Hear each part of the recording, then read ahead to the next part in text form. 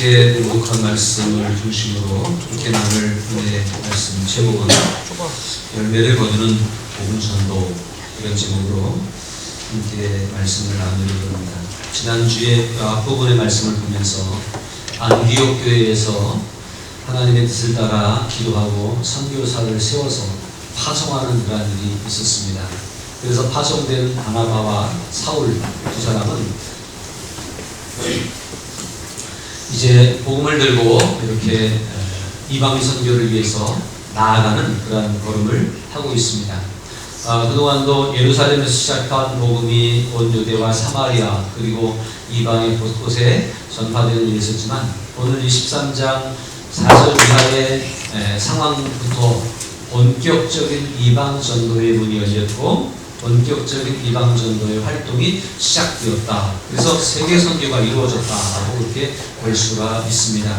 하나님의 뜻에 의해 부름받고 또 안수받고 세움받은 선교사들이 바울과 바나바가 이제 파송되어서 열심히 복음을 전하는데 오늘 본문의 4절에 보면 그렇게 말씀하고 있죠.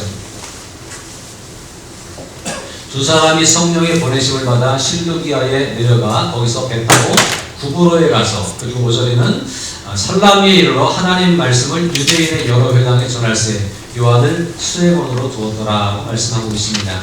이제 안디옥에서 파송받은 바울과 바나바, 사울이라고도 불렸어요. 사울과 바나바가 이제 실루기아 항구에 내려가서 거기서 배 타고 구브로라고 한 섬에 갔다가 또 거기서 살라미까지 이렇게 옮겨 다니면서 복음을 전하는 복음의 행보가 이어져 가고 있음을 볼 수가 있습니다.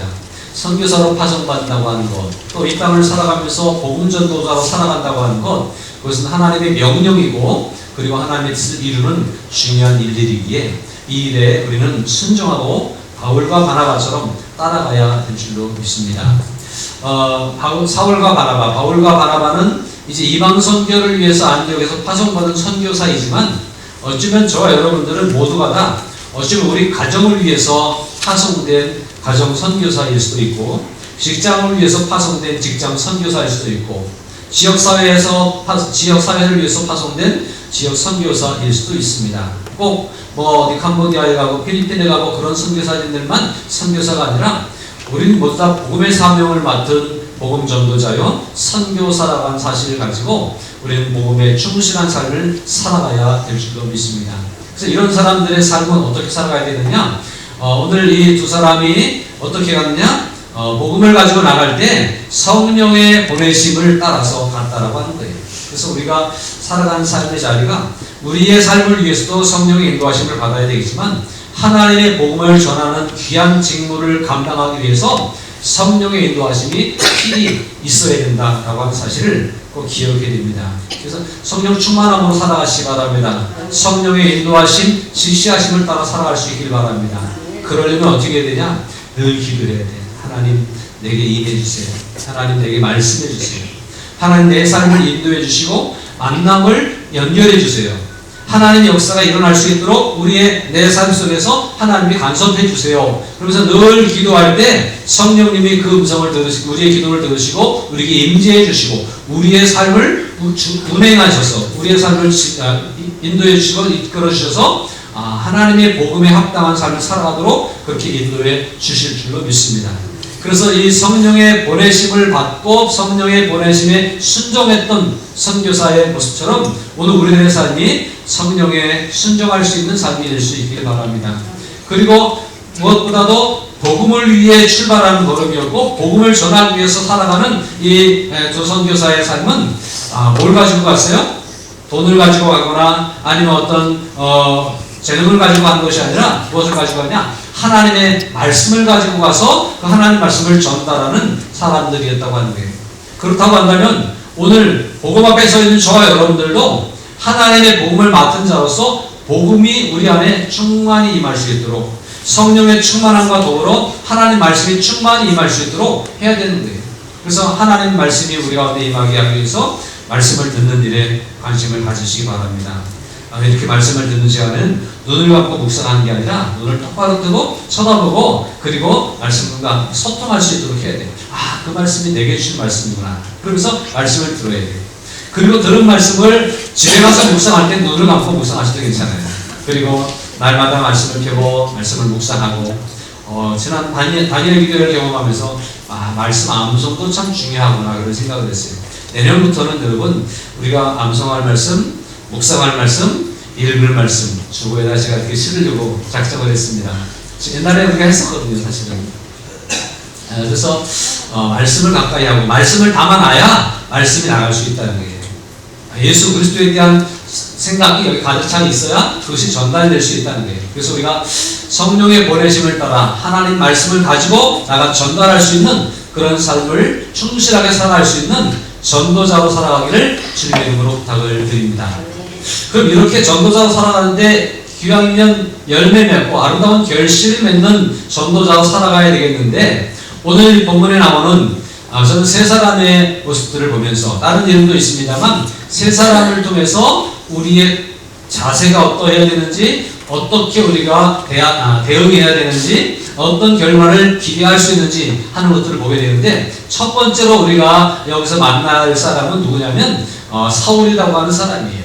원래는 바울이라고 하는 사울이라고 이렇게 여기 기록되어 있죠.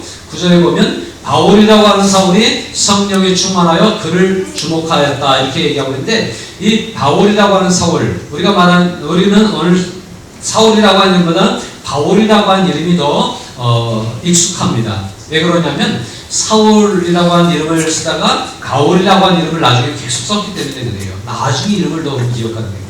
자, 우리는 볼 때 사울은 세속적인 사람이었고 복음을 반대하는 사람이었고 바울은 복음에 헌신한 사람이고 복음을 위해 목숨을 건 사람이었다라고 일반적으로 이렇게 이해를 하고 있습니다만 그래서 이 계명을 했나라고 생각할 수 있습니다만 사실은 그렇지 않다고 봅니다.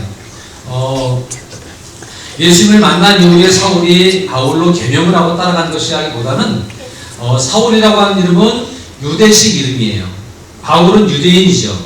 그러나 그는 로마에서 태어났고 로마의 경내에 있는 다소에서 태어났고 그리고 로마식 생활 방식을 헬라 문화에 익숙한 사람이었어요. 그래서 유대인이라서 유대인 이름도 있고 또 헬라인 로마인이기 때문에 로마 이름도 가지고 있었는데 이 사울이라고 하는 이름은 로마식 이름이고 유대식 이름이고 바울이라고 하는 사람은 이름은 헬라식 로마식 이름이었다라고 하는데 그 의미는 각각 그렇습니다. 사울은 유대식 이름으로 그 의미가 구하다. 그래서 어쩌면 구하여 얻은 아들 이런 의미를 가지고 있을까요? 하나님을 구하는 사람 이런 의미를 가지고 있을지 모르겠어요. 그런데 그는 이전에 하나님을 잘 모르다가 하나님을 만난 이후에 새로운 삶을 살기로 합니다. 그래서 그 이후에는 그 유대식 이름을 내려놓고 바울이라고 하는 헬라식 이름을 앞장서서 전합니다. 그런데 그렇게 된 배경은 뭐냐면 의도는 뭐냐면 이제는 이 사울이 무엇을 위해 살기로 작정했어요? 복음을 위해 살기로 작정했고 특별히 하나님께서 이 사울을 선택할 때에 그를 이방인에게 복음을 전한 사람으로 선택하셨잖아요. 그 뜻을 받아들여서 나는 이제 유대식 이름을 가지고 유대인들과 더불어 살아가는 것이 아니라 헬라식 이름을 가지고 헬라 문화에 젖어 있는 이방인들과 더불어 살고 그들에게 복음을 전하겠다고 하는 삶의 결단이 이 속에 담겨져 있다라고 저는 보아집니다. 그래서 바울은 이제는 복음을 위해서 그동안에는 자신의 믿음을 지키고 자신의 의를 하나님께 보여드리기 위해서 그렇게 하나님 백성으로 살아가기를 힘썼던 사람이었다고 한다면 이제 그것을 넘어서서 이방인들에게 접근하고 이방인들을 만나고 이방인들에게 복음을 전하기 위한 바울이라고 하는 헬라식 이름을 가지고 이 복음을 위해서 전적으로 살겠다라고 하는 이방 선교의 전도자로 살겠다고 하는 결단이 있었기 때문에 이제 바울이 되지 않았는가 그런 생각은 합니다. 그래서 여러분 사도행전 9장에 보면 사울을 부르시는 장면이 나오는데 그때에 아나니아에게 하나님께서 이렇게 말씀하십니다. 주께서 이르시되 가라 이 사람은 내 이름을 이방인과 임금들과 이스라엘 자손들에게 전하기 위하여 택한 나의 그릇이라. 사울을 가서 만나라고 그러니까 그 사람을 어떻게 만납니까? 그랬더니 하나님께서 아나니아에게 사울은 이제는 전에는 교회를 핍박한 사람이었지만 이제는 내 이름을 이방인과 임금들과 이스라엘 자손들에게 전하기 위해서 택함받은 나의 그릇이 되었으니까 안나기를 두려워하지 말아라. 그러면서 사울이 하나님께 부름받은 이유가 이방인을 위해서 복음을 전하는 사람으로 그렇게 부름받았다고 하는 것들을 분명히 보여주고 있습니다. 또 로마서에 보면 로마서 1장 5절 6절 우리말 성경으로 제가 보여드리는데요. 우리가 예수 그리스도를 통해 은혜와 사도직을 받았으니 이는 그분의 이름을 위해 모든 이방 사람들이 믿고 순종하도록 하기 위해서입니다. 여기서 우리는 바울을 비롯한 복음 전도자들을 얘기하는 거예요. 우리가 먼저 복음을 받았고 먼저 복음을 받아 이제 하나님의 사람으로 부름받았기에 복음을 전하면서 예수 그리스도를 통해 은혜와 사도직을 받은 우리들이 그분의 이름을 위해 모든 이방 사람들이 믿고 순종하도록 하기 위해서 살아가고 있습니다. 모든 안 믿는 사람들이 그 복음으로 들어와 순종하게 하기 위해서 우리가 그렇게 살아가고 있습니다. 라고 먼저 자신의 입장 처지를 얘기하고 있는 거예요. 그래서 바울은 이토록 복음을 위해 부름받았고 특별히 이방 사람들, 안 믿는 사람들이 복음을 받아들이기 위해서 자기의 삶을 드렸다. 그래서 사울이 아니라 바울로 살았다라고 하는 말씀을 우리는 이해할 수 있습니다. 그런데 이 말씀을 전하면서 우리가 이미 이렇게 살고 있습니다. 그런데 6절에서 뭐라고 그러고 있냐면 여러분 역시 오늘 바울의 편지를 받는 오늘 이 말씀 앞에 서 있는 저와 여러분에게 하는 말씀일 수도 있어요. 여러분 역시 그들 가운데 부르심을 받아 예수 그리스도께 속한 사람들이 됐습니다. 그렇다면 오늘 우리가 어떻게 될까요? 우리 역시 바울처럼 하나님께 부름을 받았고 예수께 속한 복음을 위한 사람으로 서게 되었다라고 하는 이 말씀을 들을 때 우리는 어떻게 될까요? 바울은 더 이상 유대인들의 공동체 속에서 하나님 앞에 은혜 받기만을 위해 살아가는 사람이 아니라 우리만 하나님 백성이야라고 하는 그런 마음으로 살아가는 것이 아니라 복음을 위해 헌신한 사람으로 이제는 사울이 아닌 바울로 살아가기로 결단했고 위에 이방 선교를 위해 헌신했던 것처럼 이제는 여러분 역시 그렇게 살아야 되지 않겠습니까? 라고 말씀하시는 이 음성 앞에 우리도 나도 이제는 복음 앞에 바로 설 뿐만 아니라 복음을 위해 복음을 전하는 사람으로 살아야 되겠다라고 하는 결단을 가지고 새 출발할 수 있는 우리들이 되면 좋겠습니다. 우리들이 이런 마음을 먹을 때 우리들의 삶 속에서 복음의 열매들이 맺힐 거예요. 꼭 우리가 복음을 전하는 것은 말을 잘해서 설득력 있게 해서가 아니라 우리가 이렇게 결단하고 내가 복음을 위해 살아야지라고 하는 마음을 갖고 기도할 때마다 하나님 내가 복음을 전하기를 원합니다. 기도하면 하나님이 어떠한 방법으로든 때로는 우리가 말 한마디 하지 않았는데도 복음을 전한 사람이 될 수 있어요. 때로는 우리가 사람들이 막 적극적으로 나가서 이렇게 그들을 포섭하려고 하지 않았는데도 그 사람들이 우리들을 따라올 수도 있어요. 하나님이 우리가 어떤 마음을 먹느냐 어떤 자세를 가지느냐 하는 것들을 통해서 우리를 사용하신다고 하는 사실이에요. 그래서 사울이 바울이라고 하는 이름으로 이제 새로운 결심으로 그 이름만 사용했던 것처럼 우리들도 그렇게 결단하고 내가 복음을 위해 살리라 내가 주를 위해 살리라 결심하고 그렇게 살아갈 수 있는 저와 여러분들이 되면 좋겠습니다. 바울이라고 하는 이름을 잘 기억하십시오. 바울이라고 하는 이름의 뜻은 사실은 작은 자라고 하는 의미입니다. 하나님 앞에 서보니 내가 작은 자였어요. 이전에는 내가 대단한 사람인 줄 알았어요. 이전은 내가 정통이 있는 사람이었고 학문이 있는 사람이었고 신앙이 있는 사람이었고 내가 괜찮은 사람이었어요. 혈통도 좋고. 그러나 그 모든 것들이 복음 앞에서는 아무것도 아니에요. 나는 작은 자이고 복음이 큰 것을 인정하고 복음을 위해서 내 삶을 맡길 때 나를 나타내는 것이 아니라 복음을 나타내고자 하는 결심을 가지고 살아갈 때 우리를 통해서 열매 맺는 복음 전도자의 삶을 살아가게 하실 줄로 믿습니다. 바울이라고 하는 이름을 기억하시기를 바랍니다. 다음으로 우리가 살펴볼 인물이 있는데 그 사람은 이 사람입니다.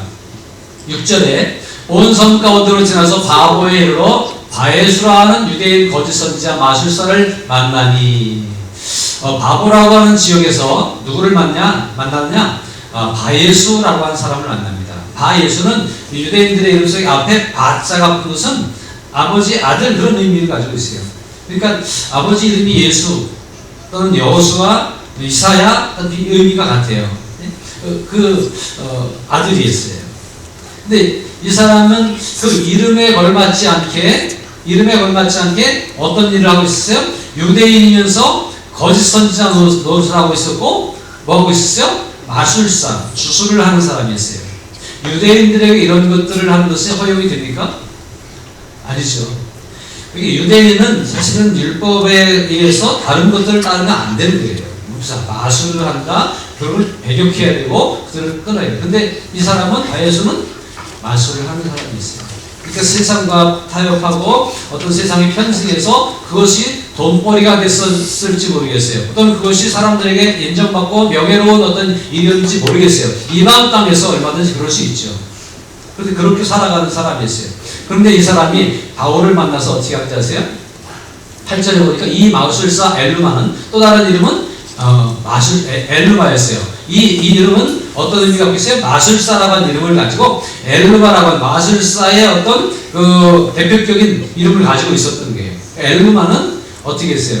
바울과 그 이름을 대적하고 청독으로 하여금 믿지 말라고, 믿으려고, 말씀을 들으려고 하는 청독에게 듣지 말라고, 믿지 말라고, 그래서 방해하는 사람이었다고 하는 거예요. 유대인이면서 어떻게 이럴 수 있을까? 그런 생각을 하죠. 그런데 한편으로 이 이름을 보면서 바예수 엘루마라고 한 이 한 인물을 바라보면서 꼭 믿을 것 같은 사람이 이런 사람도 있더라 하는 것들을 우리는 보게 됩니다. 우리가 복음을 전할 때 우리는 그런 어떤 고정관념이 있어요. 이 사람은 예수 잘 믿을 것 같아. 전하면 다 내 말을 들어줄 것 같아.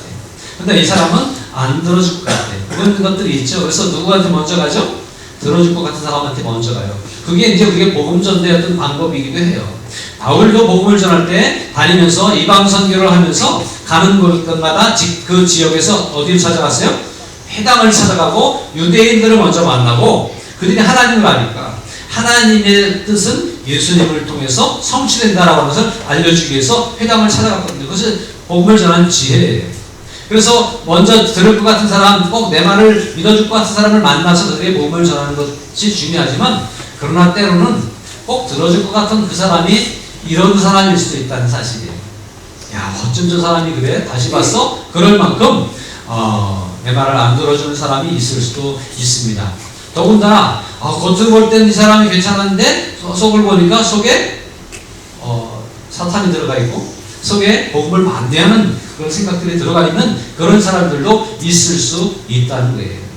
중요한 것은 그냥 그 사람이 안 받을 뿐만 아니라 복음을 전하는 것을 방해하는 일을 하고 있다고 하는 사실입니다.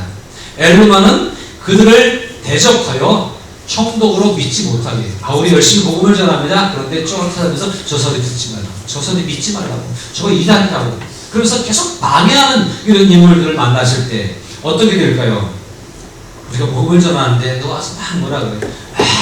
쓸데없는 소리 하지 말라고 누가 그래? 그러면 우리는 자연스럽게 어떻게 되죠? 위축되죠. 자신감이 떨어지죠. 그만해야겠다, 포기하고 싶은 마음이 생기죠. 어쩌면 우리 가운데 열심히 복음을 전하려고 했으나 복음을 전하다가 당했던 어떤 어려움, 고난, 때로는 핍박 같은 것들도 경험을 해서 내가 아직 복음을 전하기에 준비가 안 된 사람인가 보다. 나는 복음을 전하다가는 큰일 나겠다. 이러면서 마음을 접은 분들이 혹시 계실지 모르겠어요. 가족들에게도 전도하다가 쓸데없는 소리 하지만 한마디에 그냥 기가 팍 죽어가지고 다시는 말을 못 꺼내는 그런 경험들을 우리는 하고 있습니다. 그런데 바울은 이렇게 반대자를 만나고 대적하는 사람을 만나고 이렇게 방해꾼을 만났는데 거기서 방해받았을까요? 거기서 기죽었을까요? 바울은 뭐에 이끌렸다고요? 성령에 이끌린 사람이었기 때문에 이게 굉장히 중요해요. 그래서 우리도 성령에 이끌렸으면 좋겠어요. 내 마음으로는 내 이런 소리 들으면서 왜 이런 일을 해야 돼? 저런 사람한테 난 복음을 다시는 전하지 않을 거야. 우리 마음은 그렇지만 성령께서 우리에게 무엇이라고 말씀하시는지, 성령이 원하시는 것은 무엇인지, 성령은 나를 어디로 이끌어 가시는지 거기에 순종하면서 이 복음을 대적하는 사람 앞에 당당히 맞설 수 있어야 됩니다. 복음은 능력이 있어서 대적하는 자를 이길 수 있을 겁니다. 복음은 능력이 있어서 그 대적하는 문제들, 방해거리들을 넘어설 수 있는 능력을 우리에게 보여줄 것입니다. 바울은 기죽지 않았습니다. 그리고 말합니다. 바울이라고 하는 사울이 성령이 충만하여 그를 주목하고 이르되 모든 거짓과 악행이 가득한 자요 마귀의 자식이요 모든 의의 원수여 주의 바른 길을 굳게 하기를 그치지 아니하겠느냐. 오히려 그 엘르마가 방해하고, 사실 엘르마는 총독과 친한 사람이었고 그 당시에 사람들에게 인정받는 마술사였고 그 지역에서는 괜찮은 사람이었는지 모르겠어요. 바울은 이제 막 여기에 전도하러 온 사람이고요. 그러니까 그가 더 강했고 그가 목소리가 컸지만 거기 기죽지 않습니다. 그리고 오히려 담대하게 말합니다. 왜요? 성령이 충만했기 때문에 가능했다고 하는 거예요. 그를 주목하고 이르되 모든 거짓과 악행이 가득한 자요 마귀의 자식이요 그의 모든 의의 원수요. 그러면서 그의 실체를 지적합니다. 무엇을 통해서요? 복음을 통해서 그를 보면 그는 악독이 가득한 사람이에요. 모든 거짓이 가득한 사람이 있어요. 거짓 선지자 있잖아요. 마귀의 자식 종로를 타고 있는 사람이 있어요. 그 실체를 지적합니다. 이게 참 대단한 것 같아요. 우리가 이럴 자신이 사실은 없죠.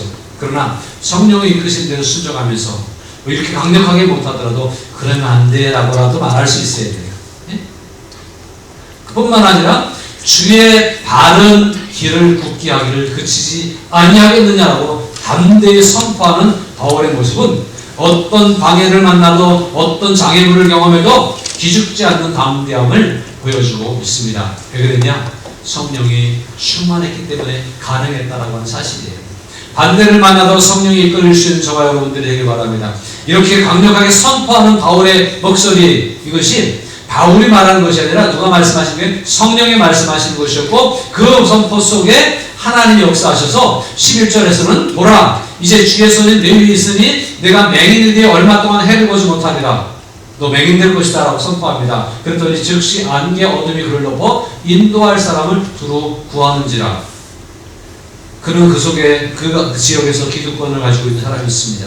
정치적인 권력과 타협하고 그 힘을 배경으로 가지고 있는 사람이었습니다. 그리고 마술사 노릇을 하면서 사람들에게 인정받는 사람이었고 그 지역에서 영적인 어떤 권한을 가지고 있는 사람이었습니다만 여기에 굴하지 않고 복음을 담대히 선포할 때 그가 오히려 앞이 보여지지 않고 그가 사람의 부축해서 힘을 못 쓰는 그러한 일들을 경험하게 되어집니다.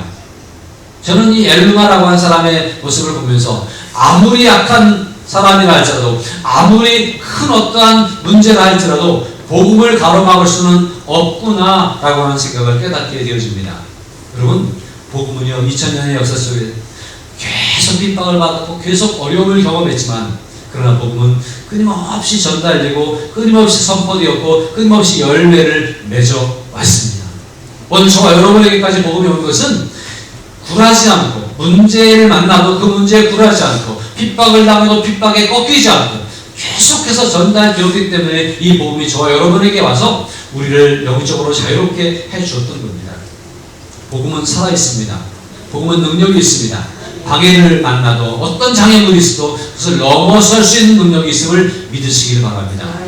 그리고 성령의 충만함을 경험하면서 성령의 지시하심, 인도하심을 경험하면서 이제 담대히 복음을 전할 수 있어야 돼요. 문제를 두려워하지 마십시오. 기죽지 마십시오. 복음은 능력이 있습니다. 나는 작은 자, 능력이 없는 자지만 내 속에 있는 복음은 능력이 있고 큰 능력을 가지고 그 모든 문제를 넘어가게 될 줄로 믿습니다.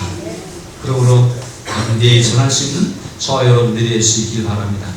마지막으로 한 사람 더 보기를 원하는데요. 그는 여기에 총독이었던 사람입니다. 7절에 그가 총독 서기오 바울과 함께 있으니 서기오 바울은 지혜 있는 사람이라 바나바와 사울을 불러 하나님 말씀을 듣고자 하더라. 이렇게 7절은 표현하고 있습니다. 어디를 갔을까요? 유대인 회당에 갔는데 거기 총독 서기오 바울이 있었던 게 총독이었던 사람은 그 지역을 관할하는 사람입니다. 특별히 로마는 세계를 제패하면서 그 지역을 관리하는 관리자로 총독들을 다 지역마다 세웠습니다. 누구죠? 로마의 황제의 신임을 받는 사람이고 황제의 어떤 그 위임을 받아서 그 지역을 관할하는 사람이에요. 거기서 황제를 대신해서 그것을 지키는 사람이니까 권력이 대단한 사람이죠. 또 로마 황제와 친한 사람이죠. 더군다나 바울의 이름이 이방식 이름이라고 그랬잖아요. 근데 이 사람도 보니까 서기오 바울이에요. 그게 이방인이었죠. 이방인이었죠. 총독과 친한 사람이었죠. 권력 있는 사람이었죠. 정독이 아니라 그 황제와 친한 사람이었죠. 그 다음에 황제 숭배에 이때는 많이 젖어 있던 시대였거든요. 그런데 이 사람이 오늘 복음 앞에 서 있게 된 거예요. 저는 이것도 성령의 인도하심이라고 생각을 합니다. 근데 이 사람이 사실 유대인들과 함께 더불어 이렇게 유대인의 회당에 들어온 것은 총독은 정치하는 사람이기 때문에 두루두루 살펴야 되거든요. 거기에 속해 있는 다양한 민족들, 다양한 상황에 있는 사람들을 다 살펴야 되는데 유대인들을 살피기 위해서 유대인의 회당에도 들어오고 유대인들과도 친분을 갖고 교감을 하시게 돼요. 그러다 보니까 누구를 만났어요? 엘르마를 만나게 되고 엘르마와도 관계가 있었던 사람이에요. 그 총독은 사실은 예수를 믿는 사람은 아닌데 예수를 모르는 사람이었어요. 그런데 여기 보니까 그는 지혜 있는 사람이라 바나바와 사울을 불러 하나님 말씀을 듣고자 하더라. 여기서 말하는 지혜는요, 정치력을 얘기하는 거겠죠. 그래서 누구든지 다 받아주고 수용해주는 이 정치가 사실은 그럴 필요가 있어요. 그래서 다 들어준 거예요. 물론 그것을 그대로 행해주고 따라준 것은 여러 가지를 생각해서 판단하고 해야 되는 일이지만 일단 다 들어주는 일들이 필요해요. 그런 의미에서 바울과 바나바와 사울을 불러서 하나님 말씀을 듣고자 했다는 거예요. 근데 가능성이 있죠. 그가 어떤 의도로 듣고자 했든지 어떤 의미로 그가 예배당에 나왔든지 가능성이 있는 거 아닙니까? 우리가 음악회도 하고 또 여러 가지 이렇게 행사도 하고 그러면서 밖에 있는 안 믿는 분들이 예배당에 들어오게 하고 우리 무리 안에 함께 들어오게 하고 하는 이유는 뭐죠? 그래 당장 와서 믿었으면 좋겠지만 꼭 그건 아니고 자꾸 접합으로 교회가 괜찮네. 그래서 접하다 보면 복음을 들을 기회가 생기고 복음을 듣다 보면 다는 아니겠지만 믿는 사람이 생길 거 아니에요. 그래서 가능성이 있는 거예요. 이 서기오 바울은 자기는 정치적인 의도를 가지고 사람 유대인들에게 나왔고 또 사울과 바나바에게 할 말 있으면 해봐라 라고 하는 이런 생각을 펴고 있지만 그러나 그가 그 속에서 가능성이 있는 사람이 되었다라고 하는 거예요. 근데 우리는 이제 이 상황을 볼 때 가능성을 보지만 그의 어떤 처해져 있는 상황 환경은 총독이라고 하는 권력자, 정치 권력자, 황제와 친한 사람, 황제 숭배에 오히려 익숙해져 있는 사람, 황제에게 아부도 잘하고 그래야 인정받고 정치력을 부여받지 않겠어요? 이방인. 그런 의미에서 이 사람이 예수님을 믿어야 될 이유가 사실은 없는 사람이에요. 오늘날 한국 교회가 점점 힘을 잃어가고 한국 사회가 점점 예수 믿는 사람이 줄어들어가고 요즘 젊은 다음 세대들이 신앙에 대해서 별로 관심이 없어지는 이유는 뭐죠? 살기가 너무 편해서 그래요. 굳이 교회 안 다녀도 굳이 예수님께 기도 안 해도 살만해 라고 하는 생각들이 우리의 삶을 지배할 때 복음이 들어가기가 참 어려운 상황은 맞습니다. 서기오 바울은 그런 사람이었습니다. 그러니까 그가 예수 믿으리라고 기대하기는 참 어렵지 않겠습니까? 그런데도 어쨌든 하나님의 인도하심 속에서 그가 유대인들과 함께하는 회당에서 사울과 바나바를 만나게 되고 그 속에서 한번 얘기해봐라 라고 하고 있는 그런 상황이었어요. 그런데 얘기해봐라 그랬는데 이때 누가 나타나죠? 엘르마가 나타나서 들을 필요 없다고 저 사람들 말하는 거 듣지 말라고 방해하는 엘르마가 나타난 거예요. 그런데 그때에 바울이 엘르마에게 책망하고 선포할 때 그의 눈이 어두워지고 그런 모습을 봤어요. 엘르마도 꽤 능력 있는 사람이었어요. 마술사였고요. 주술을 하면 기적 같은 것이 나타나고 병자가 고쳐지고 이런 일들을 행하던 사람이었잖아요.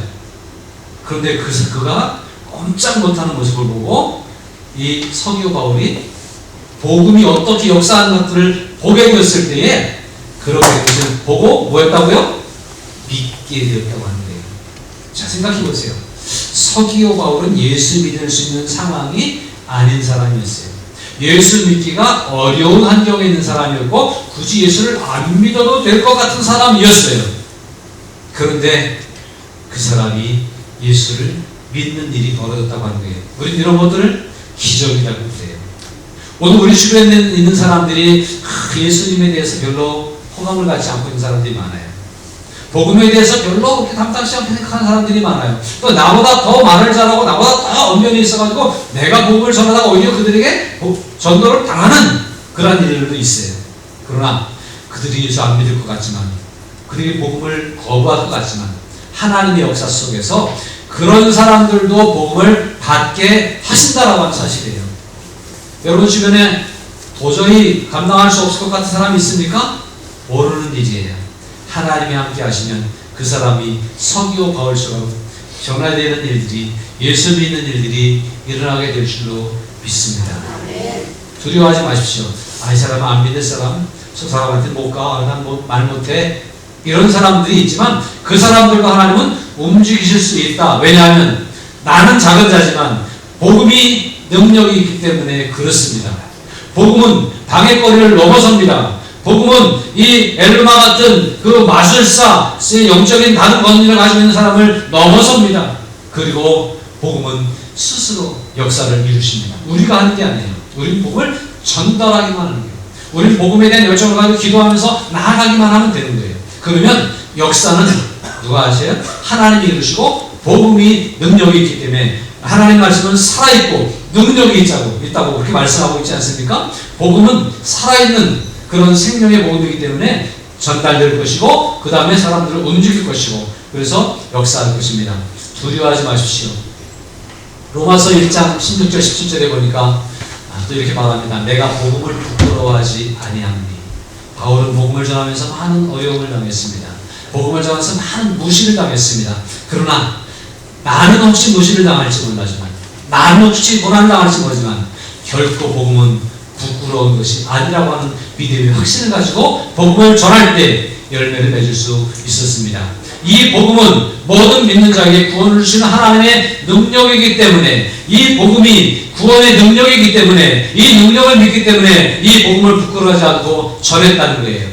하나님의 능력이 됩니다. 먼저는 유대인에게요, 그리고 헬라인에게로다. 믿을 것 같은 사람, 안 믿을 것 같은 사람, 될 것 같은 사람, 안 될 것 같은 사람 상관없이 이 복음의 능력이 들어가면 다 무너지고 다 변화시키는 그런 능력이 복음에게는 있다고 하는 사실이에요. 이 복음에는 하나님의 의가 나타나서 믿음으로 믿음에 이르게 하나니 기록된 바 오직 의인은 믿음으로 말미암아 살리함과 같으니라. 믿음이 들어가면 그를 의인 되게 하고, 믿음이 들어가면 사람을 변화시키고, 복음이 들어가면 그를 온전한 믿음의 사람이 되게 하는 그런 놀라운 역사가 일어날 것입니다. 복음은 우리가 부끄러워할 것이 아닙니다. 숨겨둬야 될 것이 아닙니다. 감추어둬야 될 것이 아닙니다. 이건 보화여서 캐내야 되고, 드러내야 되고, 외쳐야 되고, 전파해야 됩니다. 복음을 전하면 안 될 것 같은 상황들이 되어지는 역사가 일어날 것입니다. 복음을 전하면 불가능한 일들이 이루어지게 되는 역사를 보게 될 것입니다. 복음을 부끄러워하지 마십시오. 담대히 전하십시오. 복음 안에는 구원이 있습니다. 복음 안에는 생명이 있습니다. 복음에는 복음의 능력이 있습니다. 나는 능력이 없지만 복음의 능력이 감동시키고 역사하고 변화시키는 놀라운 일들을 보게 될 줄로 믿습니다. 정리해서 말씀을 드립니다. 선교사의 마음을 가지시기 바랍니다. 성령에 이끌리는 믿음으로 복음을 가지고 나아갈 수 있는 그런 헌신자로 살아갈 수 있기를 바랍니다. 내가 복음을 전하겠다고 하는 마음을 먹으면 내가 하는 것이 아니라 마음을 먹기만 했는데 내 안에 있는 복음이, 살아있는 말씀이 역사에서 복음이 전달되게 될 겁니다. 방해하는 일들이 물론 있을 겁니다. 어려운 일들이 물론 있을 겁니다.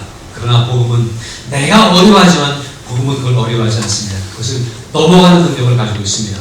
안 될 것 같은 상황이 벌어질 것입니다. 도저히 불가능하게 보이는 일들이 있습니다. 그러나 복음은 그것을 들어가서 잠식하고, 그것에 들어가서 역사하고, 그것에 들어가서 움직이고 변화시키는 놀라운 능력을 우리에게 보여주게 될 것입니다.